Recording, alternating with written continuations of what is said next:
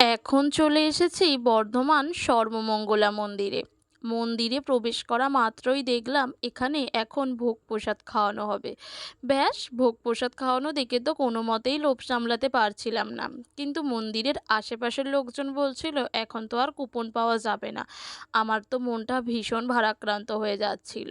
তারপর ওনাদেরই এক কর্মকর্তাকে রিকোয়েস্ট করার পর ওনারা বললেন যে হ্যাঁ, হবে, ঠিক কুপন হবে, একটু অপেক্ষা করতে হবে। বললাম ঠিক আছে, অপেক্ষা করতে রাজি আছি। কারণ সেদিন ছিল প্রচণ্ড গরম। গরমের দুপুরে এদিক ওদিক ঘোরার পর যদি একটু ভোগ প্রসাদ পাওয়া যায় আর কি।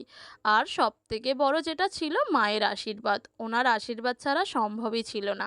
তার থেকেও বড় কথা, এখন যে তোমরা ভিডিও ক্লিপগুলো দেখছো, এই সমস্ত ক্লিপগুলো আমাকে যিনি টোটো দাদা ছিলেন উনি করে দিয়েছিলেন আমার ফোন নিয়ে। কারণ আমি নাকি সিনেমাটিক শট নিতে পারছিলাম না ওনার মতে।